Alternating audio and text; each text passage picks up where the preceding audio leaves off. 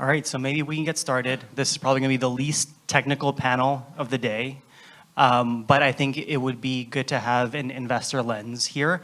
Everyone here on this panel has invested in an FHE startup. I'm the only one that has not. Maybe I'll be convinced.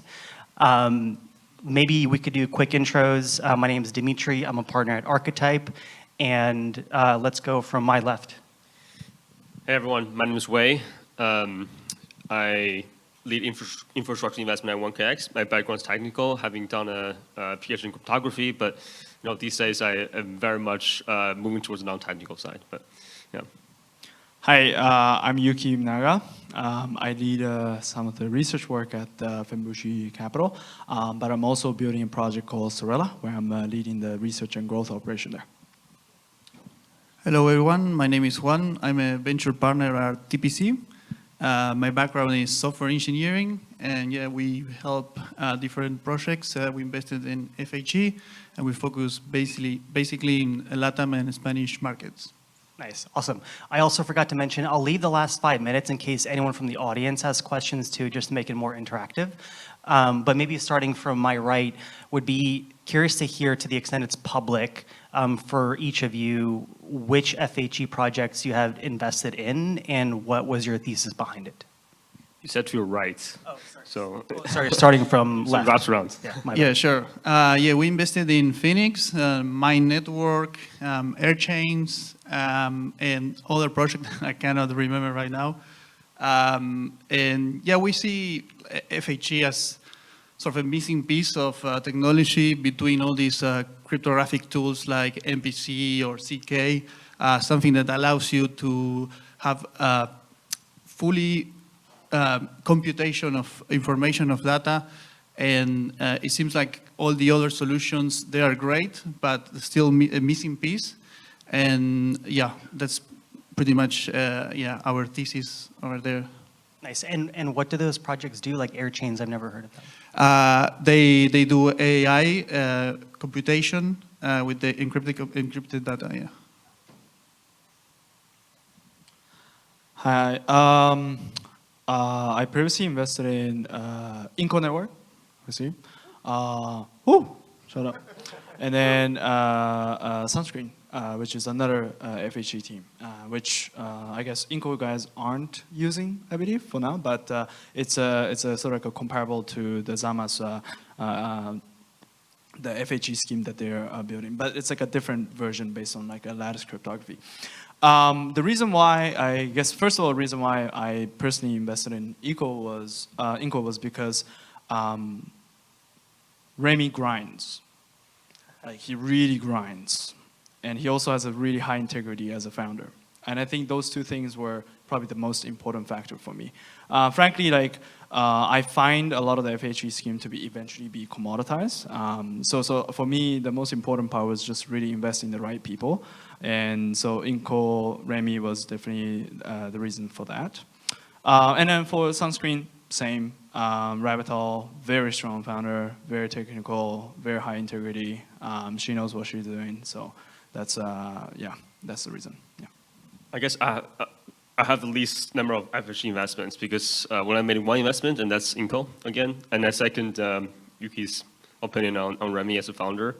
And I think for us, yeah, it's mostly a combination of the technical understanding of the capabilities and limitations of the tech and focus on the limitation of it. And secondly, on how to bring that tech to market. And I think many technical teams don't really understand the demand side of what they're building. And I think understanding that is really important. And that's something that, when I talk to a lot of teams, they're in the process of like discovering that. And like, I think with, been working with Remy for over a year now. And, it was clear that from the beginning, that's the direction, like they're very much further ahead in terms of like thinking like, okay, how can we actually build applications on top of this? How can we actually get people to build on this? And that's something that we need to get there for the tech to actually be applicable. Yeah. Nice. And then you guys are kind of like touching on it. what's been the general like due diligence process for evaluating opportunities here? You know, it's obviously a very technical space. Not everyone has a PhD in cryptography like Wei. I think like character of the founder, I think, is applicable to any space. I'm curious if there is any specific differences when looking at kind of like the FHE sector more broadly. Yeah. So I think because the space is so nascent, there's a lot of open questions. There's a lot of open directions to take the tech. And for me, at least, you know, I started talking about FHE and blockchains almost 3 years ago. I was actually one of the first to say, hey, stop using ZK for privacy. It doesn't solve the solution. It doesn't give shard states. You know, nobody listened to me at the beginning. This is 3 years ago. I went to ZK Summit. I told people ZK is now the end game for privacy. You know, this 2.5 years ago. And I've been proposing, hey, you know, let's use threshold FHE. And I think, you know, for me, it's startups pivot, products change, you know, tech improves. Really, you have to just you have to have the grit to sometimes accept that you're wrong and like have your ideas, you know, open to new ideas. And I think, at least for me, because I've studied all these things like inside out, I'm very opinionated when it comes to like, okay, what should be done, what should not be done. And you know, I'm also open to my minds being changed, but like sometimes when I chat with the founder, I think that's really important. You know, on something that I know has spent a lot of time, then I can understand how their thinking evolves, and how that part happens is, yeah, it's really like crucial to my DD process.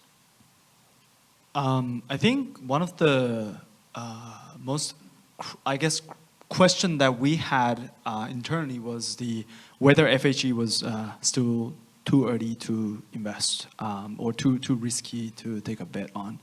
I think there was one point where we actually started. I remember when Zama came out with the EVM FHE EVM scheme. Even though the performance wasn't great in terms of like the actual TPS that they can process on FHE EVM, but we saw that it's actually like production or getting production ready somewhat more practically possible. And that's kind of where we started to think that, okay, well, maybe given like another few years, this could become actually very widely adopted and practically used. And that's kind of like the sort of like the breakthrough point from the conviction on our side to say, okay, this is an area that we are possibly comfortable getting in.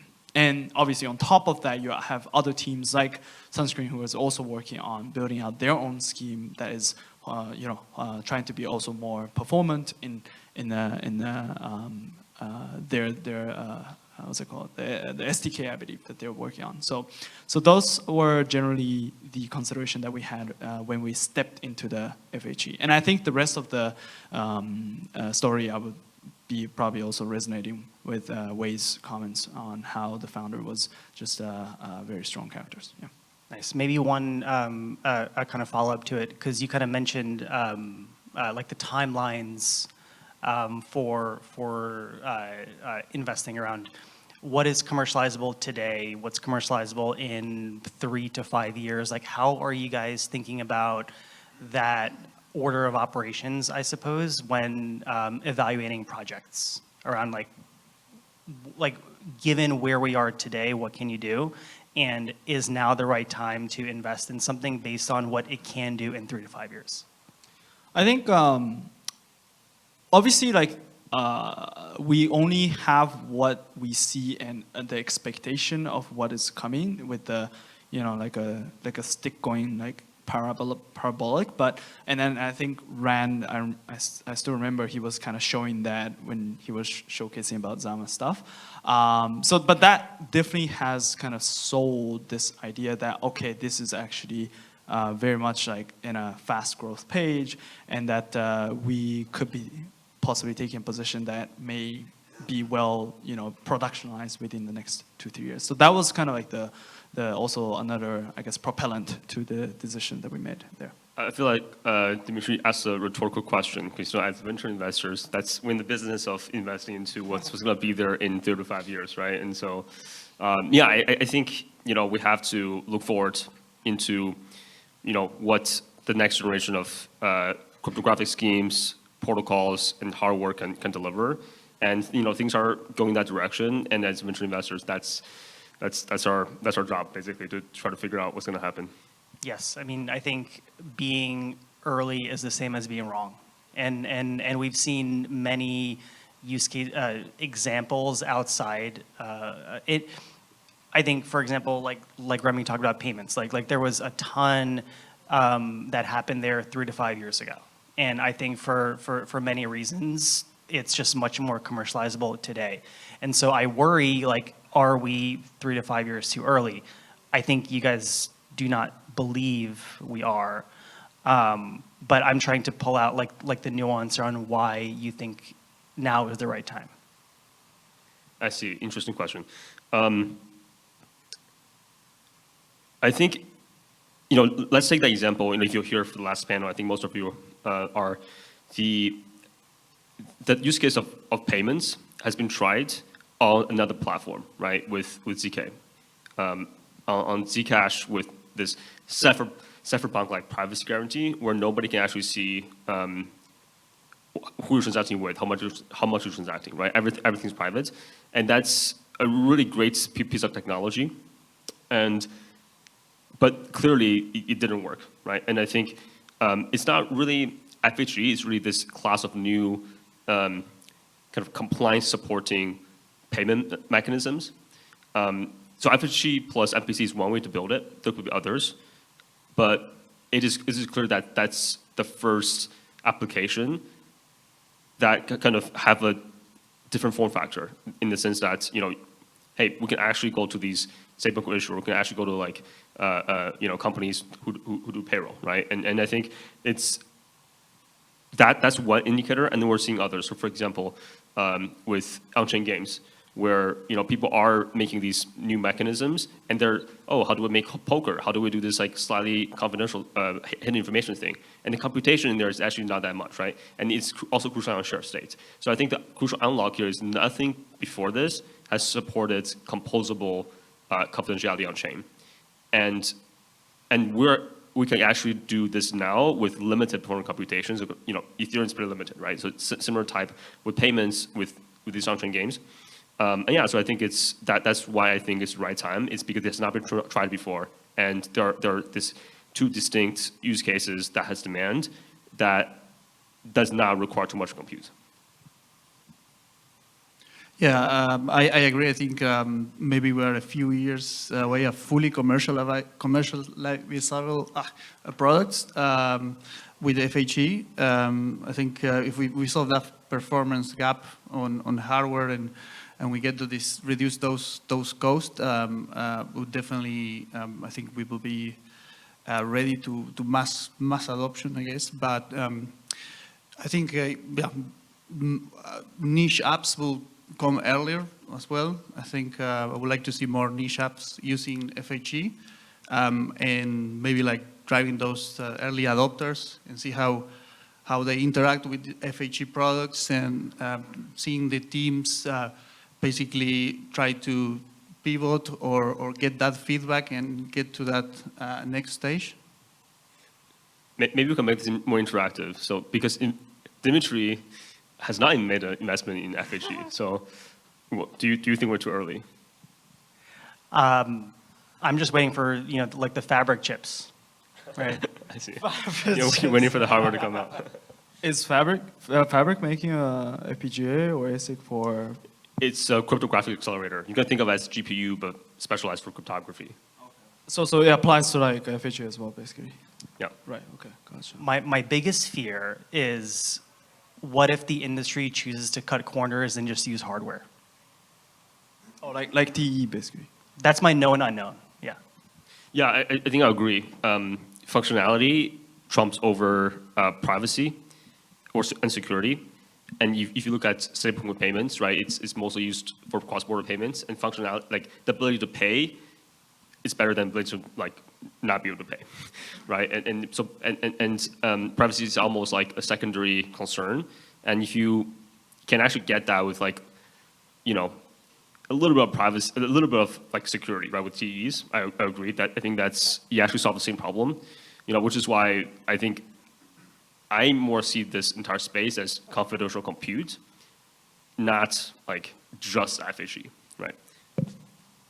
I also agree. I think because when I was thinking about a lot of the FHE stuff, I was mostly coming from like okay, what kind of application can we be thinking about? And so obviously like at that time, I still remember it was like something like 1 TPS per second or something like that. Like it literally just like 1 TPS. I was like, oh, this is very slow. But I was like, okay, well, even with one TPS, like we could be, let's say, doing things around like encrypted or privacy-preserving identities that are incorporated, for example, into like some DeFi protocols and whatnot. So there were a lot of like spaces in which I believe that these kind of things can bloom into like a chain of like, I guess, integrations. Then it becomes a protocol in itself.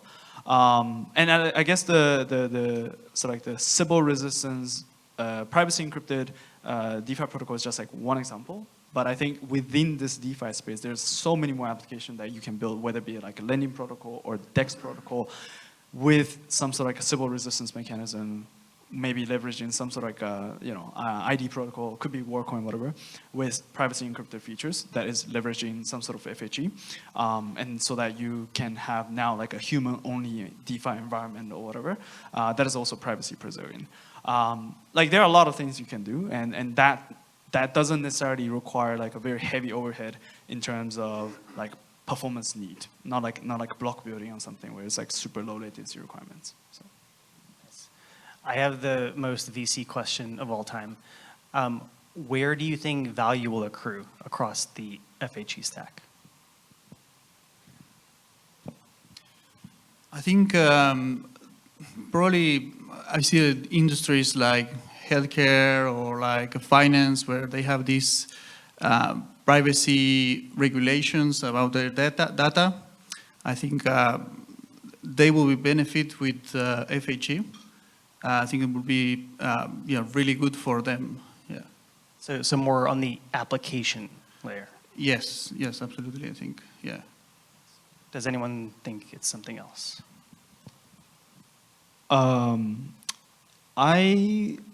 To some extent, I agree that it would accrue to application layer, but it also dependent on, I feel it's like what kind of application, right? Like for example, let's say one day I'm just gonna say, oh, I built some encrypted DID protocol with FHE, but by itself it means nothing, because like sure it's some sort of application, but like I think it still needs more propellant to make it compelling argument for why this makes sense or why this would accrue values.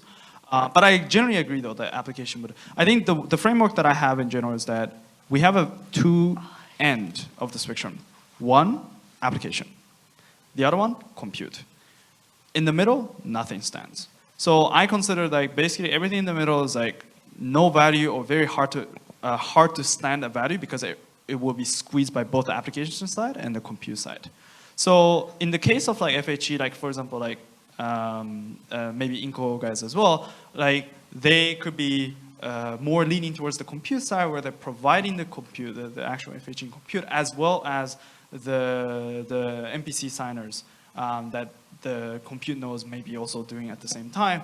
Those may accrue a lot of value because a lot of applications on the other end would need that. And then on the other hand, you have application, could be some DeFi protocol, could be DEX, could be some sort of like dark pool type of projects that may also accrue value because they have so much flow that they're getting for the protocols. And in that case, they are getting those value, not necessarily because they're like FHE per se, but because the fact that they're FHE and providing unique utility, that they're getting different types of flow that maybe Uniswap aren't getting, for example. So that's sort of like how I see this kind of two extreme end of value accrual. And are you using compute and block space interchangeably? Actually, no. I would say like compute is very much just compute, like compute in a more general sense. Yeah. I mean, so like, would you label the MPC part as also like the threshold decryption as also compute? Yeah, that's right. Okay. So that's why I wasn't thinking like, I block. guess, yeah, maybe I have a more nuanced take. I think this is a really good question to ask, right, in any part of the stack, for any project. And I think yeah, it can be answered differently in different markets, different verticals. And I think the way that, you can have answered, okay, you can look at applications and compute, I'm going to label that like as infrastructure, as like a platform the application is on. But then again, right, this applies differently to different places. And I think because FHE is technology that can be applied to many markets, this question actually cannot be answered. I'll answer this differently depending on the market. But now I should zoom into, let's just take threshold FHE for blockchains, right? Doing this as a service or building an L1 with threshold FHE. Let's take this as the form factor and think about why value will accrue to there. So I make an argument that actually, in this particular form factor, threshold FHE for blockchains, augmenting EVM contract, that will accrue value because the state is actually held by the validator set. Okay, I think value goes to places where where that place demands it. Effectively, you cannot actually go off the platform. Like users will pay for the application because they cannot actually use other applications. So therefore, they can charge you a premium. If you have like a Uber or something, right? They charge you more because you can't use anything else. And same thing with infrastructure, where I guess the bad way to name it is a vendor lock-in, right? But the good way to talk about it is actually, okay, they have the network effect, so that the application is not able to move off of that infrastructure. So one, because the state is actually there, like you will have to like re-encrypt it to another set of others, and actually second, because you have all these composable states, right? So therefore there's network that you want to actually be on there to receive confidential payments. And so I think in this particular market, which is kind of decentralized application platform with confidential compute, I do believe that this value will accrue to the infrastructure layer there. Nice. Actually, maybe to clarify, when you say the states are there, are you making difference between like a persistent state versus like a temporary state? Persistence is what I'm talking about. Yeah. Because I don't know, because I personally think that states doesn't have to be persistence for whatever. For payments, you don't want to persist your balance. Sure, like for certain application, I agree, like that needs like persistent state. But at the same time, like for example, let's say like poker games, right? Like, yeah. Like you don't have to keep the states within that FHE stack. You can say like, okay, once the game is ended, I can offload that state to Ethereum and boom, reflush and clean all the states on FHE stack. But that doesn't mean that somehow FHE stack doesn't necessarily like retain the value, right? Yeah. I think that's one mechanism, right? The other, you could say that, to actually like buy into the poker game, you want confidential like ERC20 to be able to buy into it, right? And so similar to just how Ethereum has network effect, right? You don't have to deposit, you just directly go into the application. Sure, yeah. I think my thinking is basically like, I think having state is fair, but also I don't necessarily see that having a persistent state is a necessary requirement for value accrual. Basically, that was my point. Yeah. I agree. Good point. I think we're basically at time. I want to see if anyone has any burning questions.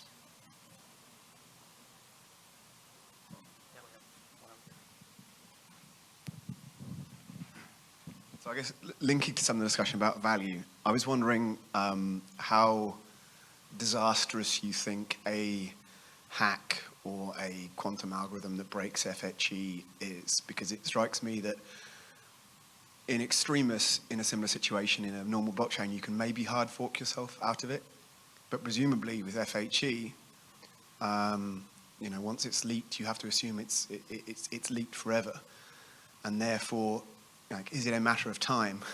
Apart from for ephemeral states, which of course don't quite have the same issue, but like how much of a systemic risk do you see that?